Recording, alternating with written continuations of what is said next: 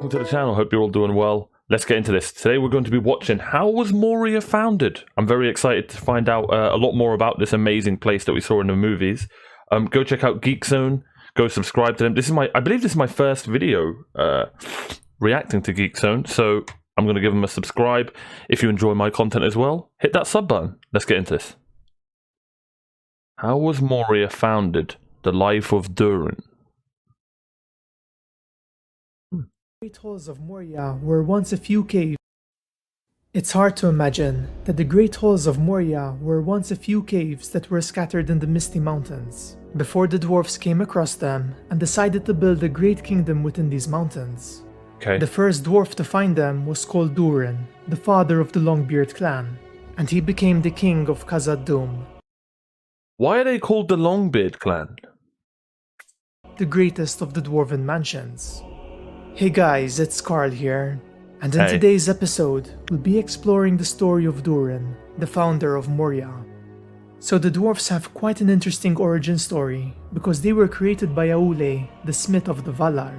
He wanted to create his own creatures that he could teach and share his knowledge with, though these dwarfs weren't truly alive, and they were more like puppets that would only act and talk whenever Aule's attention was focused on them. Durin was one of the 7 dwarven fathers, the oldest one in fact, and he was the first dwarf to be created. And these dwarfs were eventually given the gift of life through the intervention of LOTR, the one true god of Ea. Now even though LOTR gave the dwarfs the gift of life, he didn't want them to establish themselves in Middle-earth before the elves awakened, and so he commanded Aule to put them to sleep and to bury them throughout the lands of Middle-earth. When the time was right, LOTR would awaken the dwarfs from this sleep, and each of the 7 dwarven fathers was buried with a female partner, apart from Durin, who was buried alone. His burial place was beneath Mount Gundabad in the Misty Mountains, and this is why this place would become such a sacred location for the dwarfs of his line. I wonder why he was buried alone. Oh. Now when Durin awoke, he was fascinated by everything that surrounded him, and he traveled southwards, naming the various hills and valleys that he came across. He eventually reached a lake called the Mirror, and as he looked inside it, he saw 7 stars reflected in its surface, in the shape of a crown upon his head, and he took this to be a sign, and he started to build a home in the nearby caverns that were found above this lake. Now of course, he couldn't build the kingdom of Khazad-dûm alone, and he was eventually joined by other dwarfs who helped him to carve out these mansions. According to Tolkien, these dwarfs were from other clans that had migrated from the western and eastern lands, though it seems that he wasn't too happy with this explanation, because in a later note, Tolkien suggested that he should change the dwarf story to explain their increase in population. This new idea was that Aule had also buried some other dwarfs close to the fathers of their clan, which would explain how they were able to grow as a society. Yeah, I was going to say, how did they find each other so easily? Now these dwarfs would manage to carve out the greatest of the dwarven kingdoms, Khazad-dûm, and Durin became their king. Under his rule, they were incredibly successful and rich, especially thanks to the mithril that they found within these mountains, though they were still far off from the peak of their success, which would take place in the Third Age. Even so, it's likely that some of Khazad-dûm's greatest structures, such as Durin's Tower or the Endless Stair, were built during his reign, assuming of course that they were named after him and not one of his successors. Now at first the dwarfs must have thought that Durin was immortal because he lived for over 2,300 years, which was almost 10 times more than the average dwarf lifespan. Damn. This is why he was called Durin the Deathless, though his time would eventually come, and he passed away towards the end of the First Age, and the dwarfs buried him in a tomb in Moria. You might think that this was the end of the story of Durin, though the dwarfs had an interesting belief when it came to their king. For according to dwarven lore, when one of the 7 fathers of the dwarfs died, such as Durin, his spirit would remain in his tomb, where it was healed from all its hurts and weariness, and after many long years, it would re-enter a new dwarven king, who would also be named Durin. They believed that this cycle of rebirth would take place 6 times, and it seems that these kings would also be quite long-lived compared to the other dwarfs. Interesting. They would also be very similar to Durin the First, and the dwarfs claimed that with each reincarnation, Durin would retain all of the memories of his past lives, and they would seem as if they were one consecutive lifespan. Now out of all of the 7 kings of Moria called Durin, there are 4 others that really stand out. The first one was Durin III, who was the This is so cool, man. I need. There's so much I don't know about the dwarfs, and you'll be thinking, well, why haven't you watched a lot of dwarven videos? I know The Hobbit, the movies, is going to be a lot about the dwarfs, so I kind of don't want to spoil things when I react to that. I'm waiting for the right time to react to The Hobbit. Just FYI, I've been not very well the past week. I've had toothache, sore throat, which is why I'm probably a lot less energetic in my recent videos. But I love doing videos for you guys, so I'm going to continue doing them. So yeah, I'm just waiting for the perfect time for to watch The Hobbit and put it out. But yeah, that's kind of why I haven't learned so much about the dwarfs, because I'm waiting to learn more about them in the movies. That's what I'm assuming. But man, they have such a cool history, man. That Durin thing, that's so cool. Kind of crazy, but in a weird way, it just makes sense for like dwarfs. Do you know what I mean? I wonder if they all did live longer than like the normal dwarf. the king of Khazad-dûm when the Rings of Power were forged. During his reign, the dwarfs had a very strong.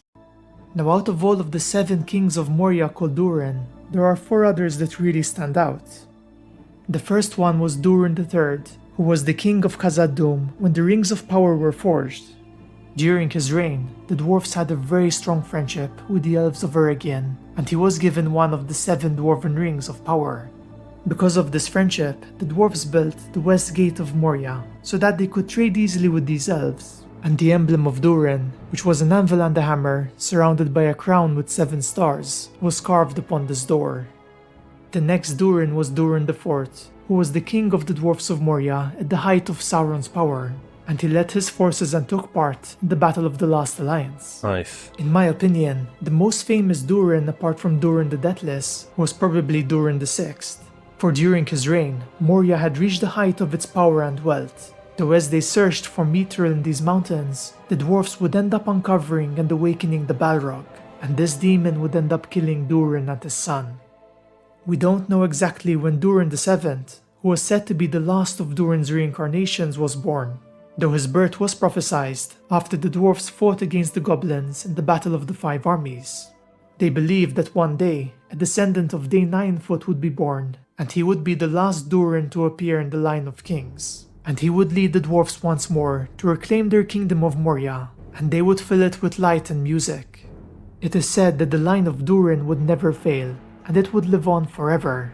And I would also like to point out that the name Durin was a simple word for king in the language of men, and so we actually don't know what his real dwarven name was, since they were a very secretive people and they didn't reveal their names to other races. You got a feel for them as well. It's possible that some of Durin's possessions could still be found in Moria, for after Balin led an expedition to recolonize Moria in the year 2989 of the Third Age, we know that they managed to come across Durin's axe, and it was clearly a precious relic for the dwarfs.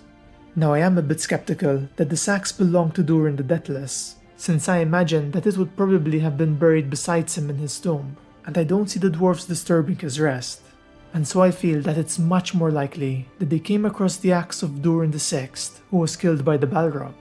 This makes much more sense to me, for it does seem possible that Durin VI had his axe in his possession when he was slain, and that the dwarfs would come across this relic after all those hundreds of years. There is one more thing that I'd like to point out, and it's about the Mirrormere, the lake where Durin first saw a crown of stars reflected in its water. So this area bore a lot of significance to the dwarfs, and in fact they marked its location with a single column called Durin's Stone. What's interesting is that if someone looked into the water, even during the daytime, they would see the crown of stars reflected in its surface, even though there wouldn't be any stars above them, since again it was during the day. Damn. It makes it almost seem magical in nature, Yeah. a reflection of how Durin was meant to lead his people as their king, and start the greatest dwarven colony of Khazad-dûm. Anyway friends, this wraps up today's video, and I hope you enjoyed it. Oh, I How want do to you learn guys more feel about the about Durin dwarfs. the Deathless?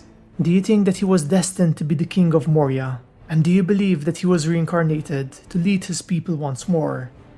As always, I'd really like to thank my Shout out to his patrons. Man, like I said, there's so much about the dwarfs I don't know. Wow. You've dug so greedily and deep into the subject, you've awoken shadow and flame. See, that's exactly why I don't want to learn about the dwarfs. Because, you keep digging, and bam. There'll be a Balrog in the comments. You kind of get a little awestruck when you think that long before the rebellion, long before the elves left and came back, far across the ocean, across the wide lands, the blue mountains, Middle Earth, and the misty mountains, during the Deathlets and his folk were flourishing in the southeast of Middle Earth, in the greatest dwarf kingdom, unnoticed and untouched by the Eldar and the wars of Morgoth. Man, it's insane. Let them come. There's one dwarf yet in Moria who still draws breath. Yeah, what the hell? How come we never... I'm assuming there are dwarven women. I just realised. Wait, do we ever get to see dwarven women?